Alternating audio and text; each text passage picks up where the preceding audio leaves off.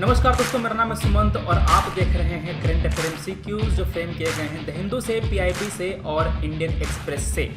हम यहाँ डिस्कस करते हैं अपने टॉप लेवल एमसीक्यूज को जो जरूरी है हमारी यूपीएससी प्रीलिम्स एग्जामिनेशन। हम लोग यहाँ पर टॉपिक्स को कवर करते हैं अपने सवालों के जरिए। तो फटाफट आप लोग अपनी कॉपी निकाल लीजिए, क्योंकि हम लोग जो नोट्स है बनाते चलेंगे और जो सवाल है वो आप सॉल्व करते चलेंगे। दिव्यांशु, पूनम, जैक स्पैरो, इमराना, भानु, अंजलि, अर्चना, दिनेश, कृष्णा, बढ़िया, ठीक है। पूनम में बढ़िया। हाँ, तो जो सवाल हैं उनको हम करते हैं। जो हमारा पहला सवाल है वो है स्टॉर्म सर्ज पर। आप ये जो देख रहे हैं यहाँ पर, ये एबनॉर्मल हाइट पे जो आपकी वेव्स हैं, जो पानी की लहरें हैं, वो आ रही हैं। तो ये जो आपका स्टॉर्म सर्ज है वो हमें देखने को मिलता है बे ऑफ बंगाल का जो तट है, मतलब हमारा जो, देखो ये भारत है, ऐसे भारत का क्या है, ये पेनिनसुलर पार्ट है। ये जो पूरा एरिया है उड़ीसा का, आंध्र प्रदेश का, नीचे तमिलनाडु का, ये पूरा जो एरिया है ना, ये स्टॉर्म सर्ज यहाँ पर आते रहते हैं। जो लहरें हैं समुद्र की वो हमारे कोस्ट को हिट करती रहती हैं। वैसे ही जो आपका अरब सागर है यहाँ पर, ये भी यहाँ पर भी जो पानी है वो इस जो कोस्ट है उसको हिट करता रहता है। ठीक है, बढ़िया। चलिए, तो हम जो सवाल है वो करते हैं स्टॉर्म सर्ज पर।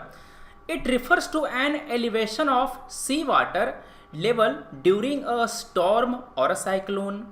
क्या तूफान या साइक्लोन के समय क्या यहाँ पर जो समुद्र का पानी है उसका ऊंचाई का बढ़ना है?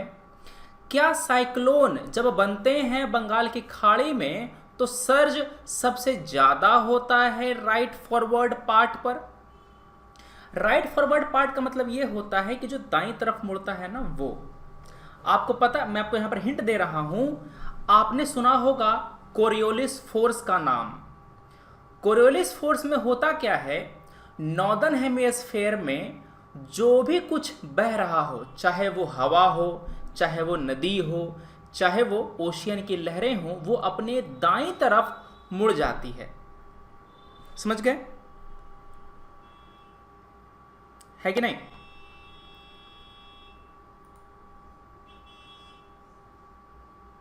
ठीक है, जैसे कि पहले थोड़ा समझ लो फिर सवाल को अटेम्प्ट करना। देखो ध्यान से, होता क्या है, ये आपकी पृथ्वी है, यहां पर आपका विषुवत रेखा है, इक्वेटर है ना। ये आपका अफ्रीका से जा रहा होता है, यहां पर आपका मेडागास्कर है, मेडागास्कर। यहां से आपका जो पानी गर्म है वो निकलता है वो, और वो ऊपर की ओर जाना शुरू करता है। ठीक है ना। तो जैसे ही ये पानी इक्वेटर को पास करता है, वो पानी क्या होता है, इधर की ओर मुड़ जाता है। इसको बोलते हैं मॉनसून विंड्स। मॉनसून विंड्स इसको बोलते हैं। गरम गरम पानी चला और ये अपने दाईं तरफ राइट के साइड मुड़ गया, और यहां पर भारत है, यहां पर भारत है। यहां पर आपका जो वेस्टर्न घाट है ना, जो केरला है, जो केरल है, वेस्टर्न घाट है, सबसे पहले यहीं पर आता है मानसून, है कि नहीं। तो जो मानसून की जो हवाएं हैं, विंड हैं, वो यहां पर हिट करती हैं। क्यों हिट करती हैं? क्योंकि कोरियोलिस फोर्स के कारण हवा मुड़ गई है। कॉन्सेप्ट थोड़ा सा टफ लगे, कोई बात नहीं, ध्यान से सुनते रहिएगा। इसी वीडियो को एक बार पीछे करके देखेंगे ना, आपको सारी बातें समझ में आ जाएंगी। एकदम मैं आसान भाषा में समझा रहा हूं। कोरियोलिस फोर्स के कारण, लिखो, के कारण ये हो गया ईस्ट, ये हो गया वेस्ट, ये हो गया नॉर्थ, ये हो गया साउथ। ये है आपका उत्तरी गोलार्ध। क्या है?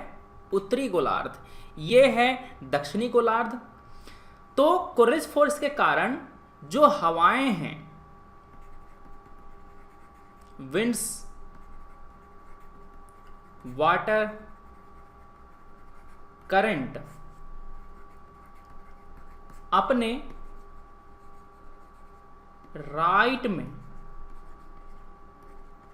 मुड़ जाता है। क्या होता है? अपने राइट में मुड़ जाता है।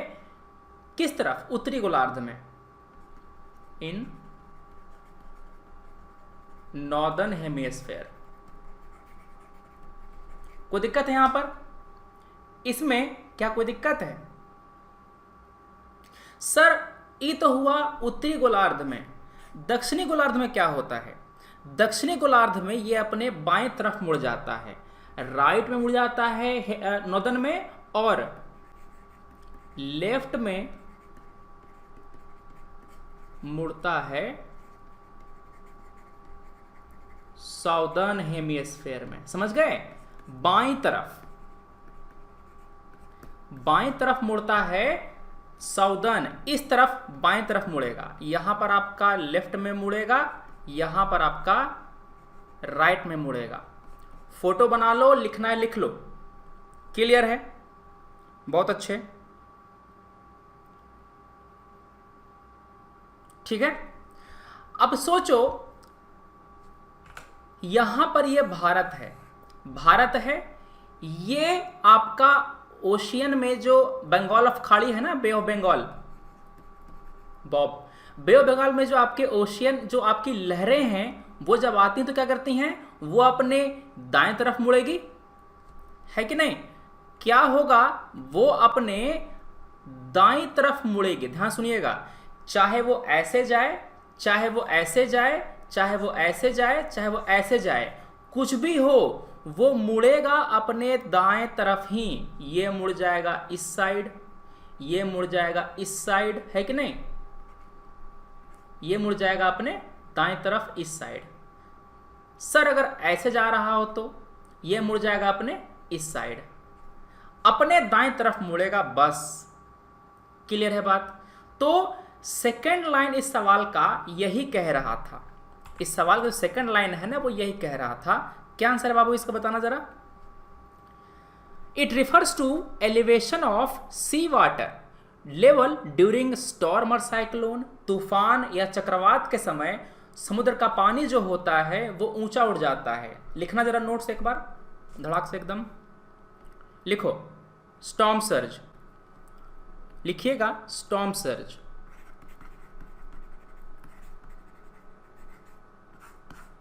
क्या होता है ये?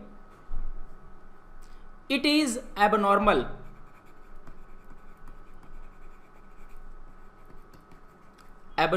rise in sea water level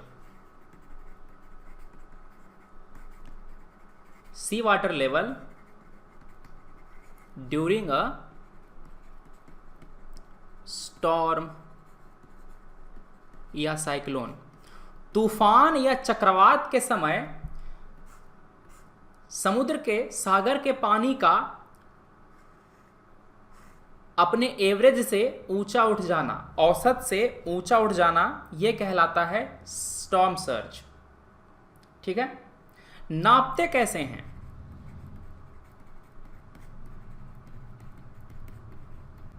मैंने क्या कहा? नॉर्मल से ऊंचा उठ जाता है तो नाप लो नॉर्मल से।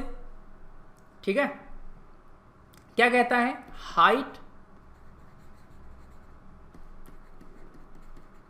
Height of the water above, height of the water above what? Normal predicted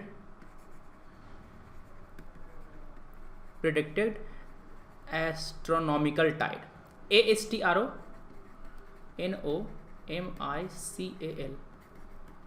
हम लोग उसकी तुलना करते हैं टाइड से। टाइड में भी तो पानी ऊपर उठता है, समुद्र का स्तर ऊपर उठता है। पानी अभी ऐसे है ना? टाइड आया, ऐसे करके पानी उठ गया। समझ रहे हो बात? जैसे कि ये मकान है, यहां पर समुद्र है, तो पानी अभी इस स्तर पर है। पानी अगर का लेवल अगर यहां बढ़ जाएगा, इसको हम टाइड कहते हैं। ठीक है? थोड़ा सा गंदा डायग्राम है ऐसे डायग्राम ऐसे बनेगा ना, ऐसे बनेगा, ठीक है। यहाँ तक पानी है, यहाँ तक पानी है, समझ गए बात क्या है, यहाँ तक पानी है। अगर टाइड आएगा तो पानी यहाँ तक बढ़ जाएगा, इसको बोलते हैं high tide, high tide level यहाँ पे, समझ गए बात। कोई दिक्कत है यहाँ पे? नहीं। लिख लिया आपने उसको, लिख लिया आपने उसको। अगर साइक्लोन आता है आपके नॉर्दर्न हेमिस्फीयर में, अगर साइक्लोन आपके उत्तरी गोलार्ध में आता है, जैसे कि बे ऑफ बंगाल में, बंगाल की खाड़ी में, तो जो सर्ज होगा वो अपने दाहिनी पाथ में ज्यादा होगा। ऑब्वियस सी बात है, आपको मैंने बताया ना अभी। देखो यहां पर ध्यान से, आपका जो ये यहां पर आपका विषुवत रेखा होगा 0 डिग्री, ये आपका उत्तरी गोलार्ध है ना। यहां पर अगर आता है तो इसका जो दाहिनी तरफ है यहां पर ज्यादा बड़ा सर्ज आएगा, क्योंकि उधर की ओर ही वेव मुड़ गया है कि ना, ज्यादा बड़ा सर्ज आएगा। सर्ज मतलब क्या होता है? ऊंचा उठना, जैसे कहते हैं ना प्राइस सर्ज, प्राइस सर्ज कर गया मतलब प्राइस बढ़ गया। तो आपका आंसर क्या हो जाएगा? पहला आपका सही है, पहला तो खैर डेफिनेशन ही है, पहला सही है। दूसरा यहां पर दिमाग लगाने वाला था, साइक्लोन के दौरान सर्ज अपने राइट पाथ की ओर ज्यादा होगा, लार्जेस्ट होगा। आपका सी है जो करेक्ट आंसर है, समझ गए। करेक्ट आंसर आपका सी है। देखो इस तरह से आपका जो सजेलर स्टॉर्म है वो आपका आता है। देख रहे हो कैसे पानी अचानक से उठ गया ऊपर, ठीक है। चलो अगला सवाल करते हैं हम लोग। कोई दिक्कत नहीं है समझने में ना इसको? वीडियो पीछे करके एक बार दोबारा देखोगे और नोट्स बना लोगे, एक पॉइंट नहीं छूटेगा। ध्यान से, कॉन्सेप्ट आसान नहीं है ये वाला, समझ रहे बात। तो इसको समझ लीजिएगा कैसे कैसे होता है काम। अब द हिंदू में चल रहा है कंटेम्प्ट ऑफ कोर्ट वाला इशू, जो अभी सुप्रीम कोर्ट ने जजमेंट सुनाया है उसके बारे में, जो कन्विक्ट करा दिया प्रशांत भूषण जी को, उसके बारे में काफ़ी सारे न्यूज़ में आ गया है ये कंटेम्प्ट ऑफ कोर्ट। तो हमने सवाल दिया है आपको सुप्रीम कोर्ट पर, कंटेम्प्ट ऑफ कोर्ट पर और कोर्ट ऑफ रिकॉर्ड पर। जरा सवाल करना प्रेम से, क्या लिखा है यहाँ पर? क्या सुप्रीम कोर्ट एक कोर्ट ऑफ रिकॉर्ड है? क्या इसके पास पावर है अपने कंटेम्प्ट के लिए पनिश करने का? क्या सुप्रीम कोर्ट के पास एक्सक्लूसिव पावर है रिट जारी करने का, फंडामेंटल राइट के एनफोर्समेंट के लिए? एकदम आसान सवाल है। आपको मैंने स्पेशल क्लास में फंडामेंटल राइट पढ़ा दिया है, आपको बाकी चीज़ें पढ़ा रहे हैं। और मेरी कोशिश है, बात कर रहा हूं मैं अभी, कि सितंबर महीने से आपको जो पॉलिटी है वो लाई जाए। देखते हैं कहाँ तक क्या हो पाता है, ठीक है।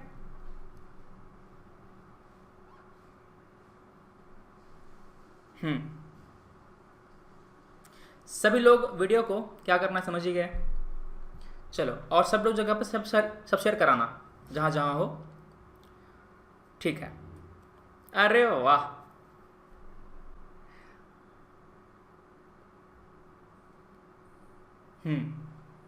कौन सा अनुच्छेद है जी? कौन सा आर्टिकल है? दिनेश कुमार सरोज सही है, बढ़िया।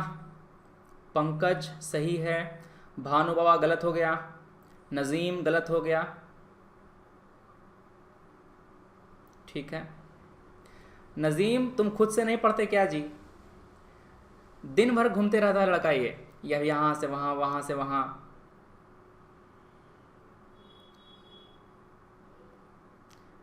खुद से किताब पढ़े बिना नहीं हो पाएगा, समझ गए। अरे वाह, बहुत अच्छे, 129 नंबर, शानदार।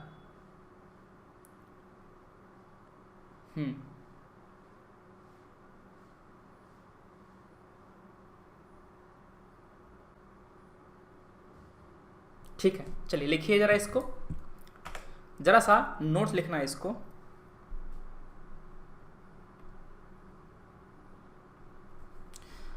अनुच्छेद 129 आर्टिकल 129 क्या कहता है? Supreme Court shall B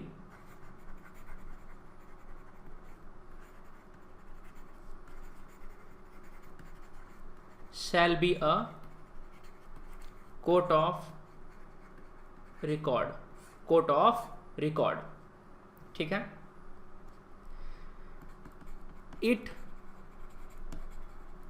shell have power to punish, ठीक है। It shall have power to punish for contempt of itself, ठीक है। लिखो कंटेम्प्ट ऑफ इटसेल्फ।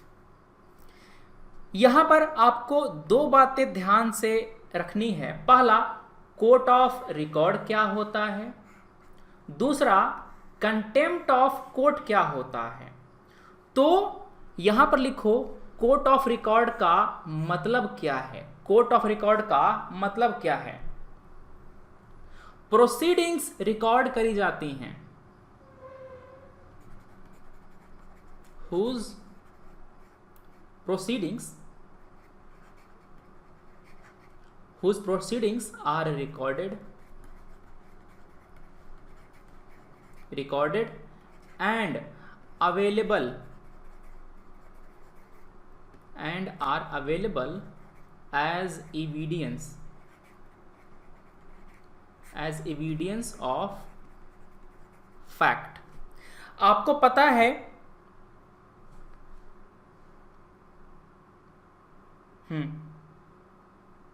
ठीक है, आपको पता है कि जब भी मान लो कि कोई केस चल रहा है हाई कोर्ट में, तो जो वकील है वो दलील देता है कि सुप्रीम कोर्ट ने ये बात कही थी। फॉर एग्जांपल, मान लो कि कोई केस फाइल होता है सुप्रीम कोर्ट में या हाई कोर्ट में, वो संबंधित है प्राइवेसी से, तो सुप्रीम कोर्ट ने जो पहले जजमेंट दे दिया था ना, उसको हम वहां पर इस्तेमाल कर सकते हैं कि सर आप ही ने कहा था ना कि right to privacy right to life का पार्ट है, तो क्या नहीं दे रहे हैं हमको राइट टू प्राइवेसी। समझ रहे बात? तो जो प्रोसीडिंग है सुप्रीम कोर्ट का वो रिकॉर्ड होता है, और ये जो रिकॉर्ड है उसको आप इस्तेमाल कर सकते हैं जहां पर भी आपको जरूरत पड़े। आप हाई कोर्ट में दलील दे सकते हैं कि सुप्रीम कोर्ट ने यह कहा था, सुप्रीम कोर्ट को खुद कह सकते हैं कि तुमने ये कहा था, डिस्ट्रिक्ट कोर्ट में कह सकते हैं कि हाँ सुप्रीम कोर्ट ने ये कहा था, तो तुम कौन होते हो। समझ गए बात? तो उसकी बातों को आप एविडेंस के रूप में, आप प्रूफ के रूप में इस्तेमाल कर सकते हैं। कंटेम्प्ट होता है दो तरह का। कंटेम्प्ट बाबू होता है कितने तरह का? दो तरह का। एक आपका होता है सिविल, दूसरा होता है क्रिमिनल।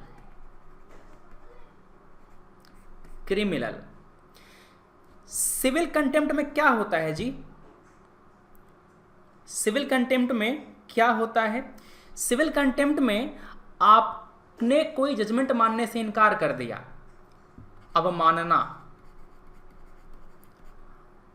अवमानना की, धोखा किया। अवमानना का मतलब यह है, सुप्रीम कोर्ट ने कहा कि तुम 5,000 रुपये जुर्माना भरोगे, आपने जुर्माना नहीं भरा तो आप पर कंटेम्प्ट ऑफ कोर्ट का केस लग जाएगा। आपने मान लो कि एफिडेविट दिया, आपने कोर्ट में लिखित रूप से दिया कि मैं देश छोड़ के बाहर नहीं जाऊंगा, मगर आप देश छोड़ के भाग गए या बाहर चले गए फिर लौटे, तो उसको बोलते हैं एफिडेविट का वायलेशन, या फिर कोर्ट का जजमेंट है उसका अवमानना। यह होता है सिविल कंटेम्प्ट। क्रिमिनल में क्या होता है सर? क्रिमिनल कंटेम्प्ट में आप कोर्ट की अथॉरिटी को लोअर करते हैं, लोअरिंग द अथॉरिटी, मतलब कि उसकी बेइज्जती कर देते हैं, जनता के सामने कोर्ट का जो इज्जत है वो कम कर देते हैं, कोर्ट की कार्रवाई में रुकावट पहुंचाते हैं, कार्रवाई में या फिर कामकाज में आप रुकावट पहुंचाते हैं। तो कहते हैं कि आप क्रिमिनल कंटेम्प्ट कर रहे हैं। समझ गए? क्लियर है बात? क्यों जी, आधे लोग तुम लोग सब खत्म हो जाता है तब आते हो, क्यों, क्या हो गई बात?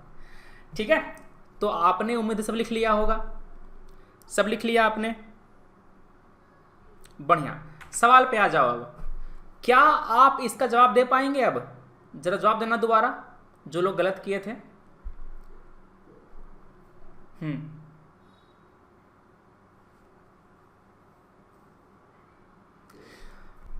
फंडामेंटल राइट को इन्फोर्स करने के लिए, ध्यान सुनिएगा, फंडामेंटल राइट को इन्फोर्स करने के लिए रिट जारी करने का अधिकार सुप्रीम कोर्ट के पास भी है और हाई कोर्ट के पास भी है। सुप्रीम कोर्ट जारी करता है आर्टिकल 32 के अंतर्गत और हाई कोर्ट जारी करता है आर्टिकल 226 के अंतर्गत। ठीक है, और इसका रिट का पावर जो है वो वाइडर है, ज्यादा पावर है रिट जारी करने का हाई कोर्ट के पास, क्योंकि सुप्रीम कोर्ट केवल फंडामेंटल राइट के लिए, मगर हाई कोर्ट फंडामेंटल राइट के अलावा बाकी कामों के लिए भी। समझ गए? तो इसका ज्यादा ब्रॉड ना हो गया, इसका ज्यादा ब्रॉड हो गया। समझ गए बात? क्लियर है? जब मैं टेलीग्राम पर लिंक शेयर करता हूं तो पहुंच जाया करो जल्दी से दौड़ करके, ठीक है? और टेलीग्राम चैनल का जो आपका नोटिफिकेशन है उसको ऑन रखिएगा।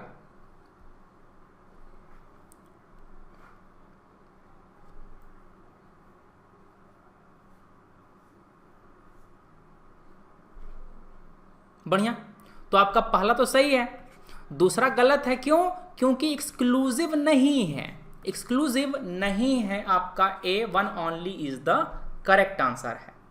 समझ गए? तो आपके टॉपिक कितने कवर हो गए? आपके कितने टॉपिक कवर हो गए? आपका पहला टॉपिक कवर हुआ कौन सा जी? आपका पहला टॉपिक मैंने कवर किया स्टॉर्म सर्ज। स्टॉर्म सर्ज हमने कवर किया,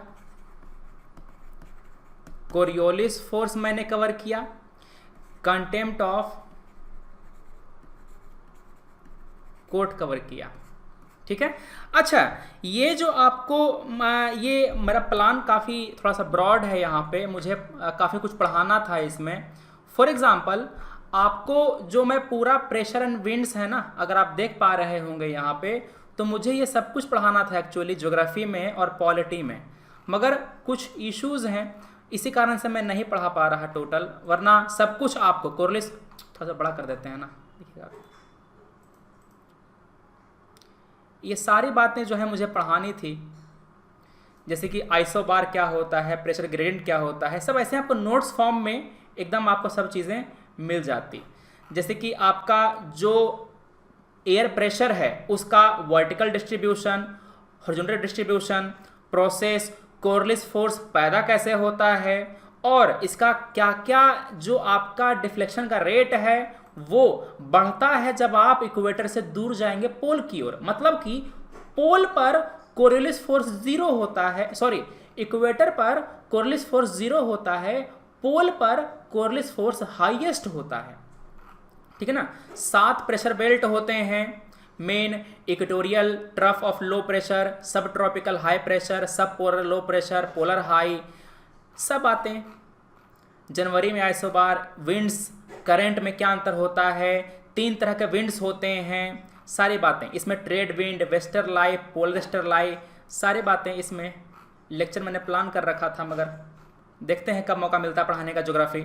एयर मास मुझे पूरा पढ़ाना है, एयर मास क्या होता है, कितने तरह के होते हैं, मेनली 2 तरह के होते हैं, पोलर और ट्रॉपिकल, और ये पोलर एयर मास कहाँ पर बन रहा है, ज़मीन पर है कि समुद्र पे है, सारी बातें मुझे पढ़ानी थी।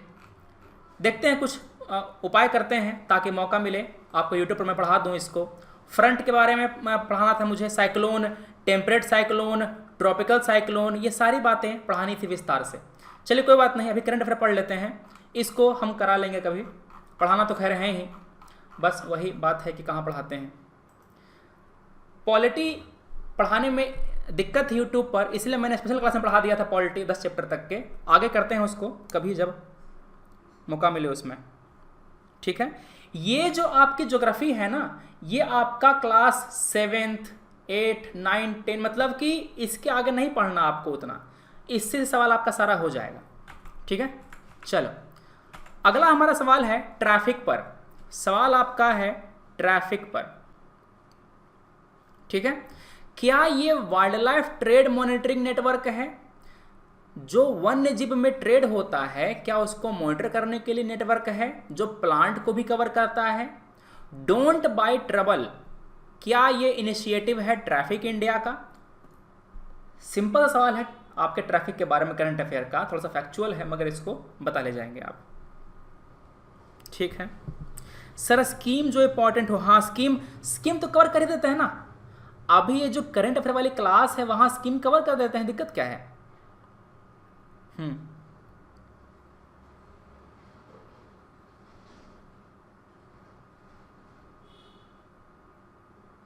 सर आपने ज्योग्राफी किस किताब से पढ़ी है? ज्योग्राफी के लिए मैंने पढ़ी थी जो आपकी 6 से 12th की जो एनसीईआरटी है और जीसी लियोंग है उससे, और एक और किताब आती है सविंदर सिंह की फिजिकल ज्योग्राफी की। जहाँ जहाँ मुझे दिक्कत हुआ था टॉपिक को समझने में, वहाँ मैंने उस किताब से पढ़ा था। उसकी ज़रूरत नहीं है वैसे, क्योंकि अभी आप सब मौजूद है इंटरनेट पे, आप टॉपिक का नाम सर्च करेंगे यूट्यूब पर, आपको सब मिल जाएगा, ठीक है। चलिए बढ़िया। चलो तो यहाँ पर दोनों बातें जो है वो ट्रैफिक के बारे में सही है, क्लियर है? हाँ, ट्रैफिक एक एनजीओ है, लिखना जरा, बिल्कुल सही है, एकदम सही है, दोनों का बात यहां पर सही है। इसका जरा नोट्स लिखिएगा ट्रैफिक के बारे में, बिना नोट्स लिखे कुछ याद नहीं रहेगा। TRAFFIC, ट्रैफिक, क्लियर है? एक एनजीओ है जो पूरी दुनिया में काम करता है, ठीक है, वर्किंग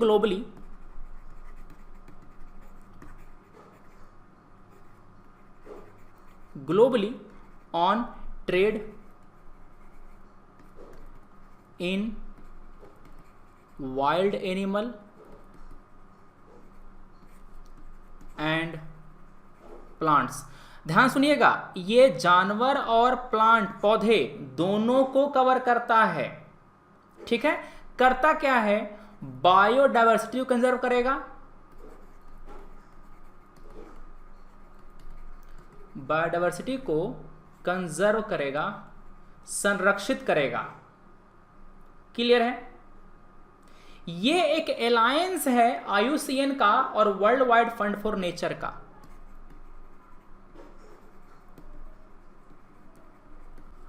IUCN पता है ना, जो कैटेगरी निकालता है कौन सा इंडेंजर्ड है, कौन सा वनरेबल है, and world fund for nature, WWF और IUCN का ये क्या है? एक अलायंस है, ठीक है।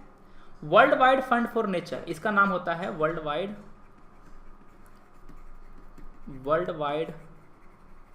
Fund for nature. लिखते जाइएगा, ये मत समझो कि हमको याद रहेगा, दिमाग वोलाटाइल होता है। वोलाटाइल मतलब क्या होता है पता है ना? वोलाटाइल एग्जांपल और क्या है? RAM, random access memory. Computer में लगता है ना रैम, जो अपने फ़ोन में देखते हो 6 GB 4 GB का रैम, वोलाटाइल होता है। बिजली गई तो मेमोरी गई, ठीक है। ये जो डोंट बाय इंडिया है ना, sorry don't buy trouble, don't buy trouble जो है ये कंज्यूमर अवेयरनेस के लिए है, कंज्यूमर जागो, ग्राहक जागो के लिए है, क्लियर है? ठीक है।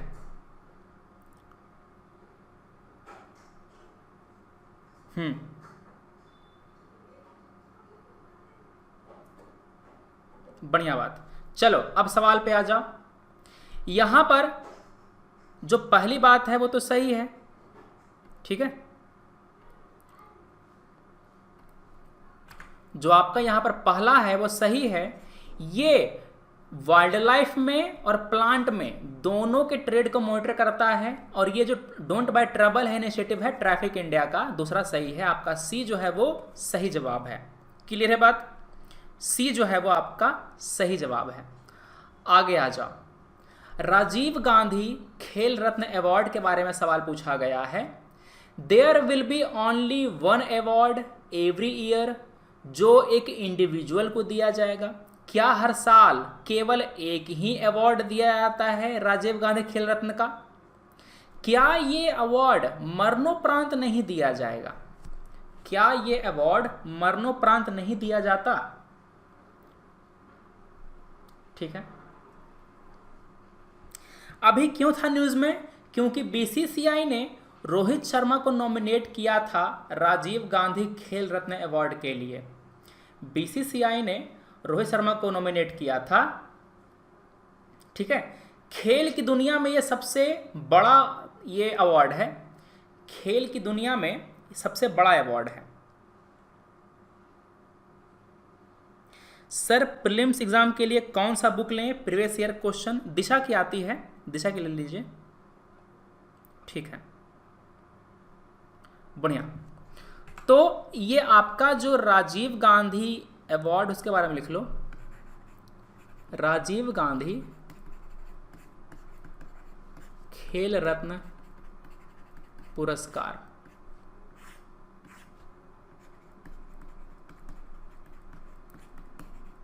खेलों में सर्वोच्च है ये, खेलों में सर्वोच्च पुरस्कार है ये। क्लियर है? कौन देता है इसको? मंत्रालय ऑफ यूथ अफेयर, मिनिस्ट्री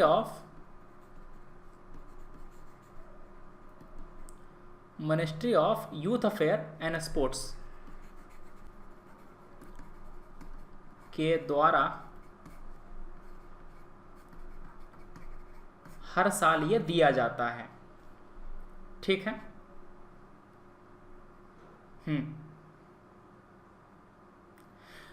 पिछले 4 साल में, पिछले 4 साल के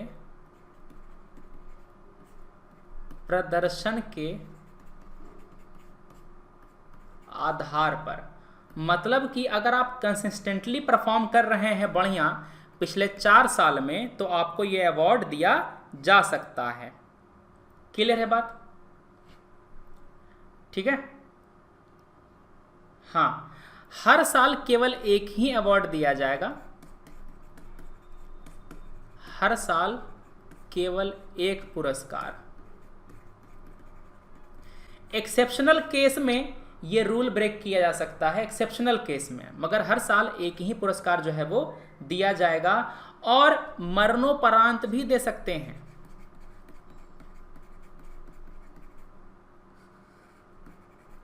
मरणोपरांत भी दे सकते हैं, कोई दिक्कत की बात नहीं है, अगर ऐसी कोई जरूरत पड़ी तो, ठीक है।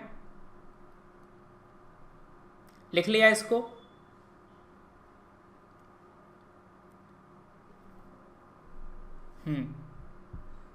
बढ़िया।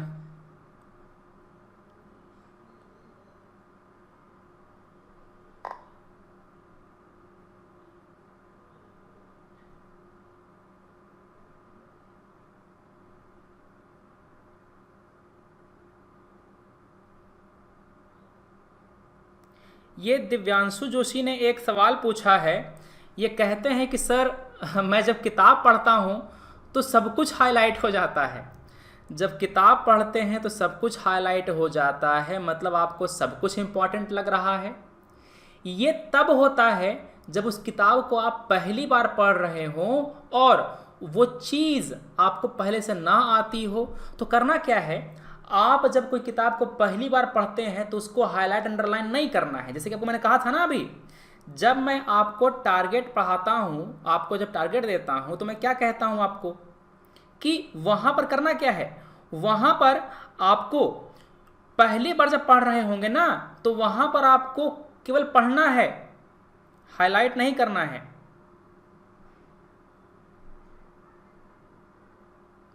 ठीक है, वहां पर आपको स्टक हो गया। ठीक तो चल रहा है, कोई दिक्कत नहीं है, सही चल रहा है।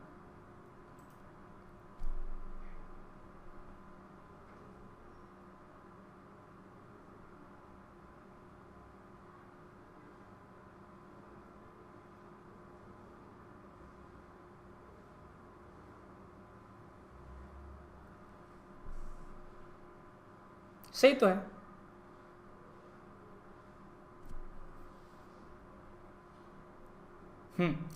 चलिए, तो यहां पर क्या आंसर है जी, यहां पर क्या आंसर है इसका?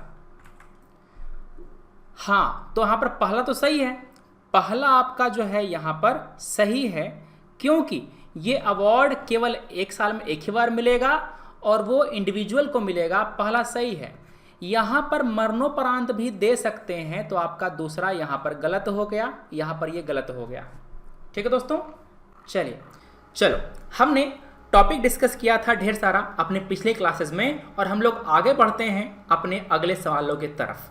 जो हमारा वर्ल्ड डेवलपमेंट समिट है वो डिस्कस कर लिया था हमने, जो ओस्लो एकॉर्ड है उसको डिस्कस कर लिया था, इजराइल वाला जो इशू था वो सब बातें डिस्कस कर लिया था हमने, जो मेंबर ऑफ पार्लियामेंट हैं उसका सस्पेंशन का जो इशू है वो भी डिस्कस कर लिया था।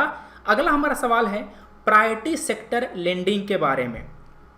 करता क्या है कि आरबीआई ने एक कंडीशंस रखी है हमारा जो शेड्यूल्ड कमर्शियल बैंक है उनके सामने, कि आप हमारे जो कुछ प्रायोरिटी सेक्टर के जो लोग होंगे, अगर आपके पास लोन लेने आते हैं तो उनको आप लोन देंगे। तो ये प्रायोरिटी सेक्टर लेंडिंग रिफॉर्म किन किन पर अप्लाई होता है? पहला सवाल पूछ रहा है ये वाला, foreign bank with more than 20 branches they have PSL target of 40%। 40% का मतलब ये है, अगर आपने 100 करोड़ रुपया लोन में घुमाया तो आप इसमें से 40 करोड़ रुपया प्रायोरिटी सेक्टर को देंगे, मतलब कि एजुकेशन को देंगे, जो आपका MSME है उसको देंगे, जो भी इस सेक्टर में आएगा आप उसको पैसा देंगे। दूसरा, अगर आप अपना सेक्टर का टारगेट नहीं मीट कर पाते, मतलब कि क्या बोला मैंने, 40% देना पड़ेगा।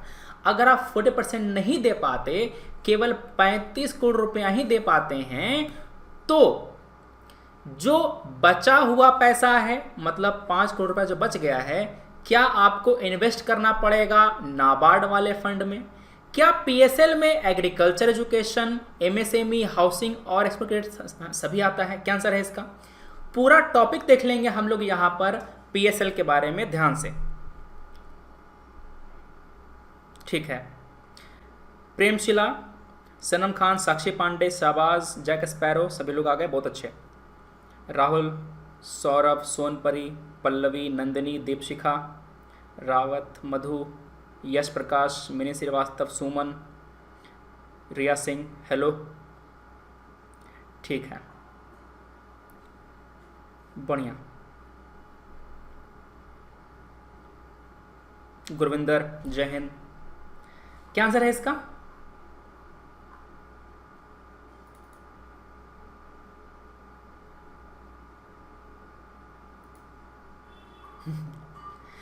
प्रायोरिटी सेक्टर लेंडिंग के बारे में मुझे यहाँ पर पढ़ाना है, ध्यान से इसको कंप्लीट कीजिएगा। ठीक है, प्रायोरिटी सेक्टर वो सेक्टर होते हैं जिसको गवर्नमेंट ऑफ इंडिया और जो आरबीआई है वो इम्पॉर्टेंट समझता है, मगर जो बैंक होते हैं वो उन सेक्टर को नालायक, नाकारा समझते हैं, क्योंकि वहाँ से उनको ज़्यादा मुनाफा नहीं होता, तो बैंक उनको लोन देने से कतराते हैं। समझ गए बात? ठीक है, काफ़ी कम बच्चे हैं अभी, इसमें क्या बात है?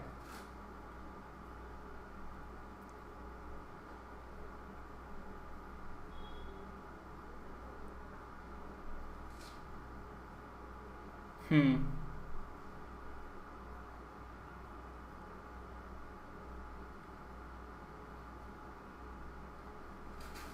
ठीक है।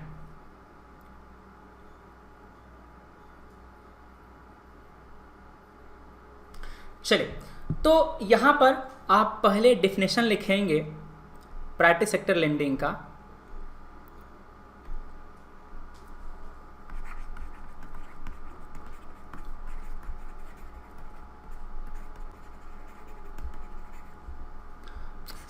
प्राइवेट सेक्टर होता क्या है पहले ये तो देख लो, जिसको गवर्नमेंट ऑफ इंडिया और आरबीआई मानती है backward sector, important sector, backward या important sectors according to RBI and government of India. ठीक है, इंपॉर्टेंट किस लिए? Important for basic development of the country. ठीक है,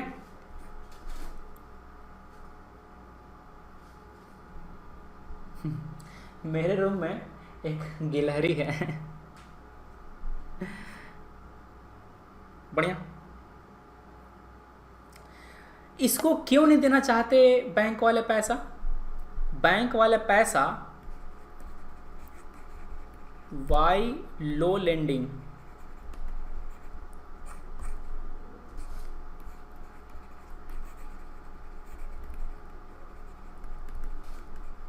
लो प्रॉफिटेबिलिटी,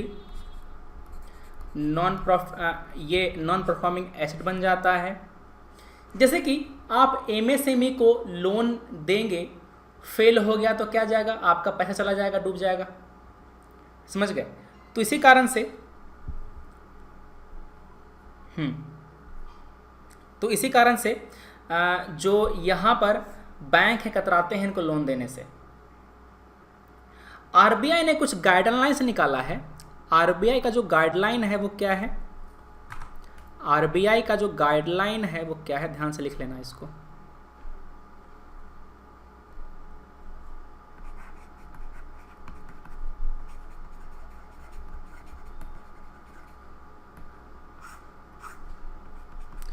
पहला बात क्या कहता है?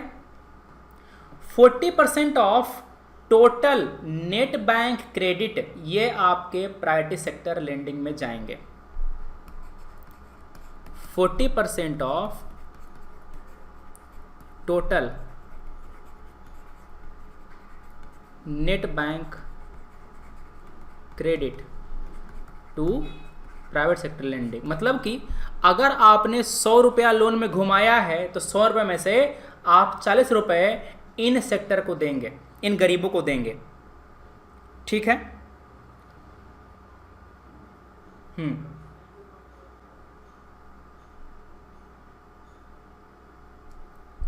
इसमें से एक बात और है, 10% ऑफ प्रायोरिटी सेक्टर लेंडिंग जो है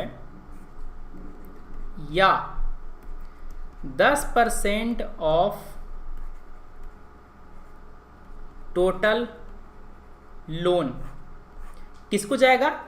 ये आपके वीकर सेक्शन को जाएगा।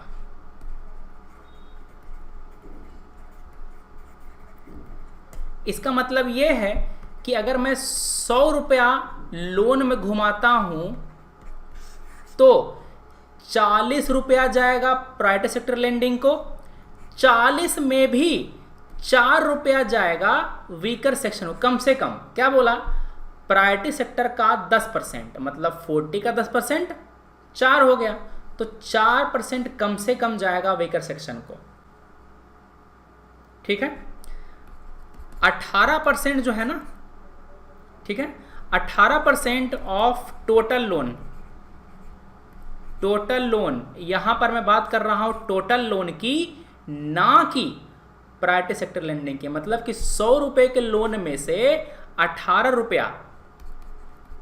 रुपया जो है ना, ये एग्रीकल्चर को जाएगा। ये कृषि को जाएगा। क्लियर है? समझ गया बात? लिख लिया इसको?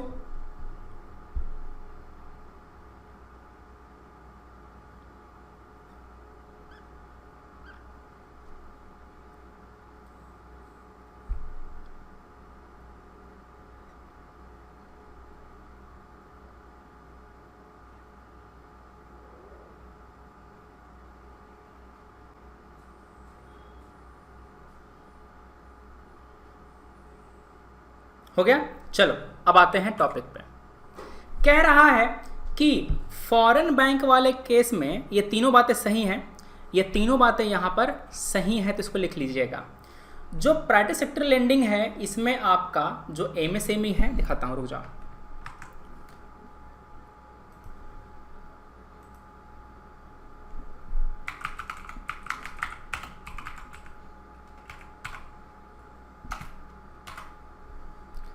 आरबीआई का यहां पर आएगा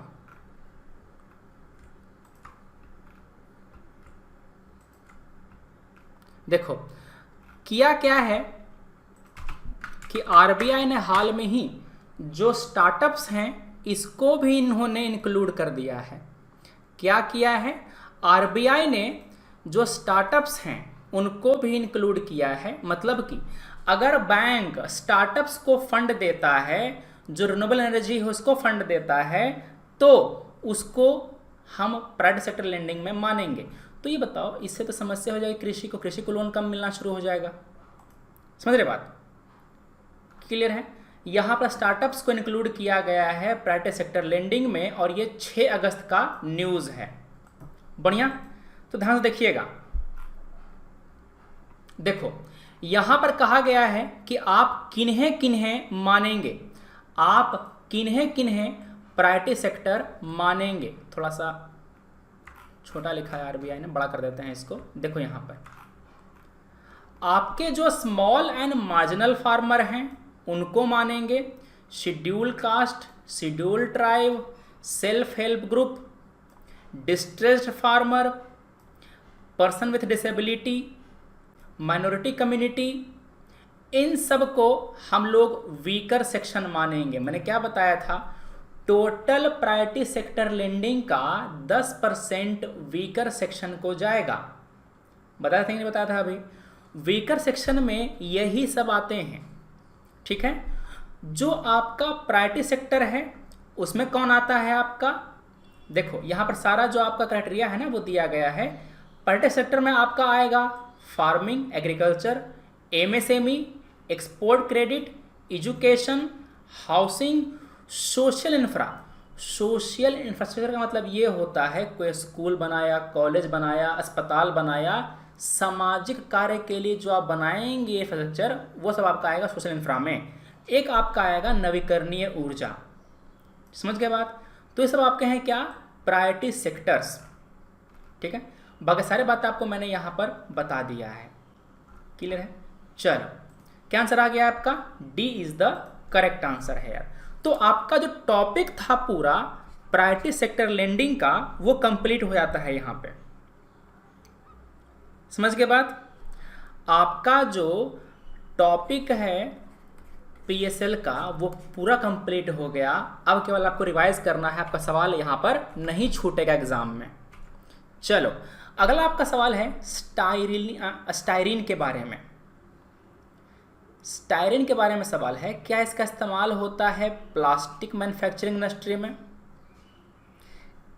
क्या इस गैस का लंबे समय के तक कांटेक्ट में रहेंगे तो क्या हमारा जो नर्वस सिस्टम है उसको इम्पैक्ट करता है? क्या ये एक कलरलेस रंगहीन द्रव्य है जो 20 डिग्री के नीचे रखा जाता है ताकि ये इवोपरेट ना हो जाए, वाष्पीकृत ना हो जाए? बोलना क्या आंसर है इसका? ध्यान से सभी लोग वीडियो लाइक कर देंगे एक बार, जो भी लोग देख रहे हैं।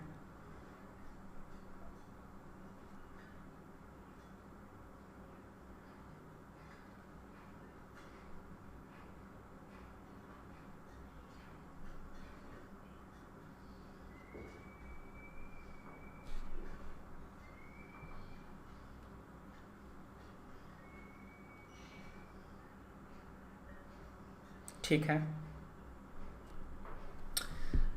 ध्यान से। अब अगला टॉपिक क्या है आपका? अगला टॉपिक आपका है स्टायरीन। स्टायरीन क्या होता है? बेंजीन की ये एक डेरिवेटिव है, बेंजीन का ये एक डेरिवेटिव है। लिखो इसको स्टायरीन के बारे में, ठीक है, STYRENE।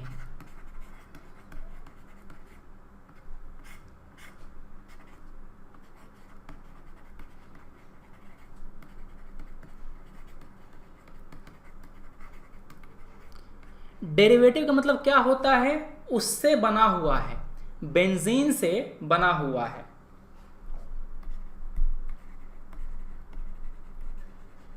कलरलेस है, तैलीय लिक्विड है, ऑयली है, ठीक है, आसानी से वाष्पीकृत हो जाता है,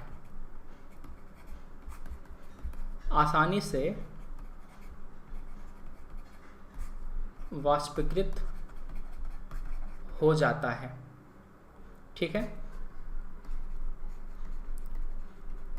इसको 20 डिग्री सेल्सियस से नीचे रखना पड़ता है ताकि इसका वाष्पीकरण न हो जाए। मीठा मीठा महक होता है, स्वीट स्मेल, ठीक है। आपने देखा होगा जो होती है ना पॉलिस्टीरीन, उस प्लास्टिक में निर्माण होता है इसका। यूजेस कहाँ होता है? Production on in production of polystyrene,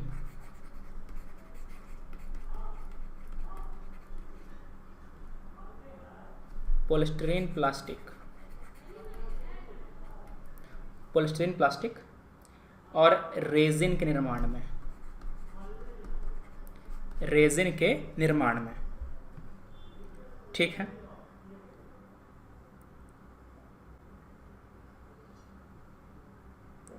dominator कह रहे हैं कंपाउंड इवेपोरेट इजीली, बिल्कुल सही है। स्वीट स्मेल होता है, हाई कंसंट्रेशन। हाँ, ये जो स्वीट स्मेल है ना, ये लो कंसंट्रेशन में है, मतलब कि अगर आपका ज़्यादा गाढ़ा गैस नहीं है तो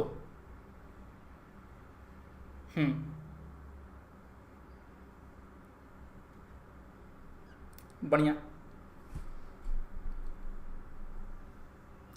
अगर लंबे समय तक इसके कांटेक्ट में रहेंगे, लिखो, अगर लंबे समय तक इसके कांटेक्ट में रहेंगे तो जो सेंट्रल नर्वस सिस्टम है उस पर इम्पैक्ट करता है, जो सेंट्रल नर्वस सिस्टम है उस पर इम्पैक्ट करता है, ठीक है। और आपको जो हेडेक है वो होगा, कमज़ोरी महसूस होगी, ठीक है।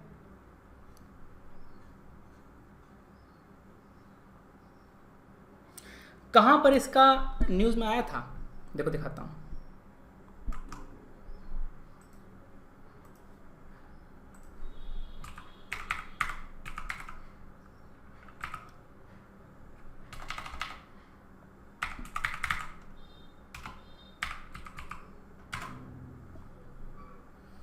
विशाखापत्तनम का जो लीक हुआ था ना, उसमें यह गैस था। What styrene is for and how it behaves. Indian express का ये जो आर्टिकल है वहाँ पर बताया गया है आपको स्टायरीन के बारे में। फार्मूला क्या होता है? C8H8। कार्बन का 8 एटम और हाइड्रोजन का 8 एटम ऑर्गेनिक कंपाउंड है। ये ऑर्गेनिक कंपाउंड वो कंपाउंड होते हैं जिसमें कार्बन पाया जाता है। ये डेरिवेटिव है बेंजीन का C6H6। ये फैक्ट्री में लिक्विड फॉर्म में रखते हैं, जल्दी इवेपोरेट हो जाता है, इसीलिए इसको 20 डिग्री नीचे रखा जाता है। क्लियर है? 11 लोगों की मृत्यु हो गई थी इस गैस के लीक होने के कारण। बढ़िया। ये जो आपका पॉलीस्टायरीन प्लास्टिक है ना, इसका इस्तेमाल होता है फ्रिज में, माइक्रोवेव ओवन में ओवन में, जो आपके मोटर व्हीकल हैं उसके पार्ट्स में, इलेक्ट्रॉनिक्स के, कंप्यूटर के उनके पार्ट्स में, उनके मैन्युफैक्चरिंग में, जो होता है ना डिस्पोजेबल कप जो आप चाय पीते हैं उसमें भी इसका इस्तेमाल होता है, फूड को पैक करने में इसका इस्तेमाल होता है। बढ़िया। तो आप आराम से इस टॉपिक पर अगर कोई सवाल आए तो आप इसको सॉल्व कर सकते हैं। ये है CH, देखो ध्यान से, ये जो है वो आपका गैस है C8H8। कार्बन के यहाँ पर 8 एटम होते हैं, C8H8। बढ़िया। क्या आंसर हो गया इसका? पहला सही है, दूसरा सही है, नर्वस को अफेक्ट करता है, प्लास्टिक वाले में इस्तेमाल होता है, कलरलेस है। थर्ड सही है। क्या आंसर हो गया आपका? D। 1, 2 and 3 only are correct. बढ़िया, ठीक है। तो यहां पर आपने देखा कि किस तरह से आपके जो करंट अफेयर से जुड़ा हुआ जो क्वेश्चन है जिससे सवाल बन सकता है वो टॉपिक हमने आपको यहां पर कवर कराया। इसके पहले का जो टॉपिक था ना PSL, ये भी मैंने कवर कराया, क्योंकि स्टार्टअप्स को हाल ही में प्रायोरिटी सेक्टर में डाला गया है। तो आपका पहला टॉपिक ये तैयार हो गया, सेकंड टॉपिक आपका ये तैयार हो गया। और जो लोग लेट से जुड़े हैं हमारी क्लास से वो लोग इस लेक्चर को शुरू से देख लेंगे ताकि आपका जो पिछला टॉपिक है ना वो भी आपका पूरा कंप्लीट हो जाए। अगला आपका सवाल है राल्डेक्स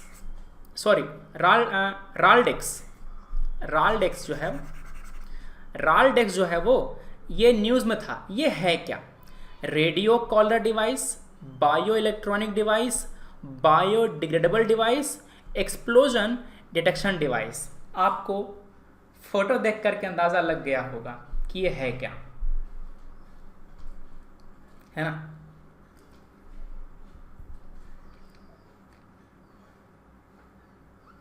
ठीक है। अभी जो लोग आए हैं पहले से क्या कर रहे थे जी? नोटिफिकेशन नहीं गया था, शेयर तो मैंने कर दिया था आपको सारा।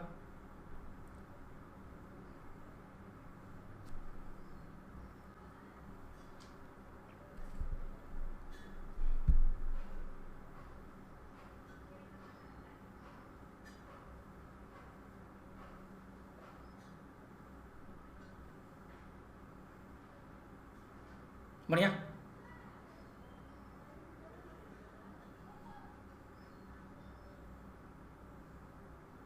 क्या आंसर है इसका? अरे वाह, आकाश, अंजलि, पूनम, कृति, राहुल, बहुत अच्छे, सही जवाब। ये करता क्या है? एक्सप्लोजन को डिटेक्ट करने का, एक्सप्लोजन को नहीं, फट गया तो क्या डिटेक्ट करेंगे, पता चल ही गया। एक्सप्लोजिव को पकड़ने का एक डिवाइस है, हैंड हेल्ड डिवाइस होता है, पोर्टेबल होता है। डी आपका यहाँ पर सही जवाब है। ठीक है। तो इसको अनवील किया गया था, जो वर्कशॉप हमारा हुआ था पुणे में, उसमें ये क्या करता है कि आप खड़े होकर के वहाँ पर उसको देख सकते हैं, पकड़ सकते हैं, और इससे एक जो डाटा लाइब्रेरी है वो बन सकता है। आपने जिस बॉम्ब को पकड़ा उस बॉम्ब के बारे में जो भी डाटा है, प्रॉपर्टीज़ हैं, सारा आप अपने डाटाबेस में डाल सकते हैं, ताकि आप जो नंबर ऑफ बॉम्ब्स, जैसे कि किस तरह के बॉम्ब्स बनाए जा रहे हैं, अपने इंस्ट्रूमेंट को आप और अपग्रेड कर सकते हैं। ठीक है। मान लो कि आपने एक बड़े पैमाने पर एक्सप्लोसिव को रखा हुआ है, बेरूत याद है, वहाँ पर पोर्ट पूरा उड़ गया था, तो उस कंडीशन में भी आपका जो एक्सप्लोजिव है वो पकड़ में आ जाएगा कि हाँ आपने कहाँ पर रखा हुआ है, ऐसा करके। ठीक है। इसको डेवलप किया है किसने? हाई एनर्जी मेटल्स लेबोरेटरी ने, ये पुणे में है, और जो आपका IISc बेंगलोर है, इन दोनों ने मिल करके इस डिवाइस को डेवलप किया है। क्लियर है? ठीक है।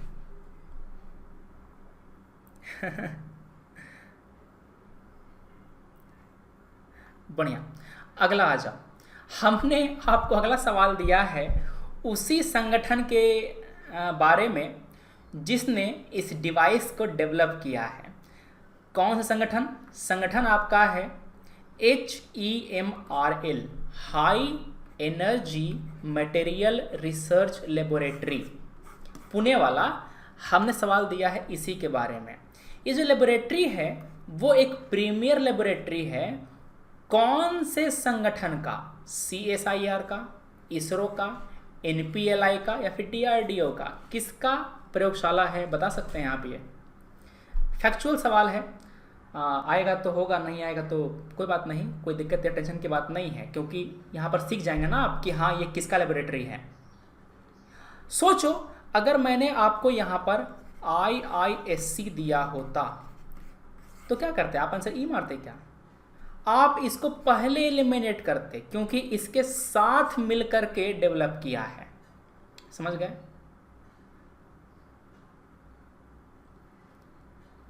अगर इसके साथ मिलकर डेवलप किया है तो ये वही तो नहीं हो सकता।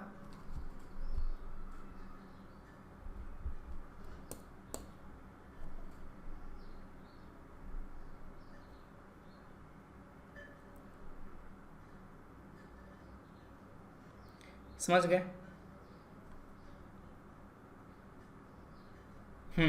अरे वाह, DRDO, बिल्कुल सही जवाब। DRDO के तहत ये लैब आता है, Defence Research and Development Organisation, DRDO के अंतर्गत ये जो आपका लैब है वो आता है। क्लियर हो गई बात? चलिए, D is the correct answer. अगला सवाल है APMC के बारे में, एग्रीकल्चरल प्रोड्यूस मार्केट कमेटी के बारे में सवाल है। APMC आपको पढ़ना है GS3 के अंतर्गत। GS3 में आपका जो फूड प्रोसेसिंग है उसका एक बहुत ही इंटीग्रल पार्ट है APMC, क्योंकि किसान अपने खेत से सब्जियां, फसल वगैरह निकालने के बाद, तोड़ने के बाद जाकर के APMC मार्केट में बेचता है। ठीक है, क्लियर है? चलिए, APMC is intended to be responsible for, APMC का काम क्या है? सेटअप करना, प्रमोट करना PPP पार्टनरशिप एग्रीकल्चर मार्केट के मैनेजमेंट में, मार्केट लेड एक्सटेंशन सेवाएं देना किसानों को, publicising data on arrival and rates of produce brought into the market for sale, मतलब कि कौन कौन से फसल हमारे यहाँ बिकने आया है, कौन से दर पर बिका है, क्या वो सारी बातें बताया किसानों को APMC मार्केट। 1, 2 और 3 बताइए कौन सा यहाँ पर सही है आपके APMC मार्केट के बारे में। ठीक है,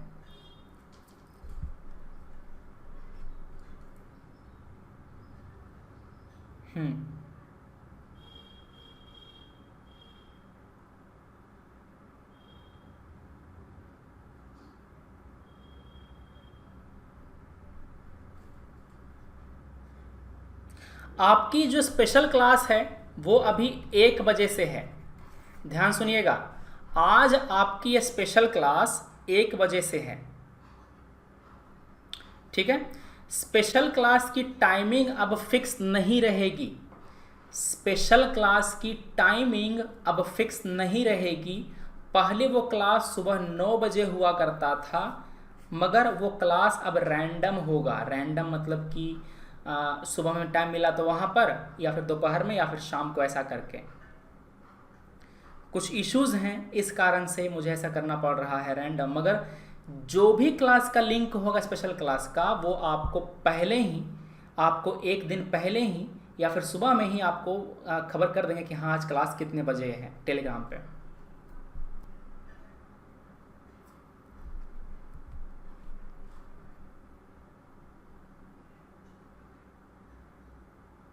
ठीक है,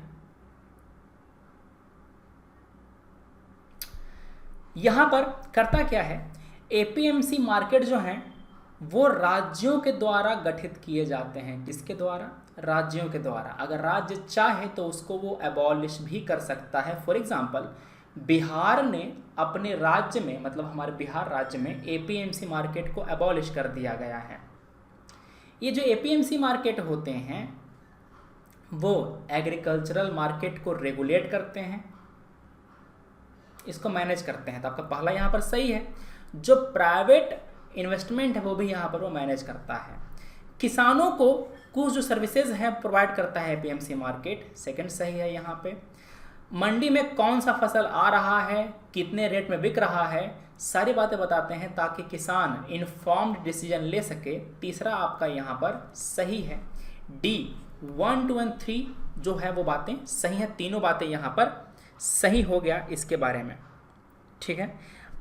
अंजलि गुप्ता जी समझिए, कुछ इश्यूज़ हैं स्पेशल क्लास में, इसीलिए उसकी टाइमिंग हम फिक्स नहीं कर पा रहे हैं, वो आपका, मगर क्लास से मतलब है, क्या दिक्कत है आपको, किसी भी टाइम लें। फिक्स टाइम कर देने पे कुछ समस्याएं हैं, इसीलिए हमको, वरना पहले क्लास 9 बजे ही हुआ करता था, आज क्लास 1 बजे होगी, मगर आपको एक दिन पहले ही बता देंगे कि क्लास कितने बजे से होगी, ठीक है। बढ़िया, तो सारी बातें हो गई, हमने टॉपिक अपना डिस्कस किया और आपको जो हमने नोट्स है वो यहाँ पर बनवाया। हमने यहाँ पर जो क्लासेस हैं, बैचेस लॉन्च किया है। 1 साल का बैच 31 अगस्त से, जो 2 साल का बैच शुरू हो रहा है आपका 1 सितंबर से। SN लाइव रेफरल कोड है, आप ज्वाइन करेंगे, इस कोड को यूज़ करेंगे और मुझे आप इन्फॉर्म करेंगे। हम लोग मिलते हैं अपने अगले वीडियो में कल दोपहर 12 बजे फिर से, और अभी 1 बजे हम लोग मिलेंगे अपनी स्पेशल क्लास के लिए। Thanks for watching, take care, जय हिंद।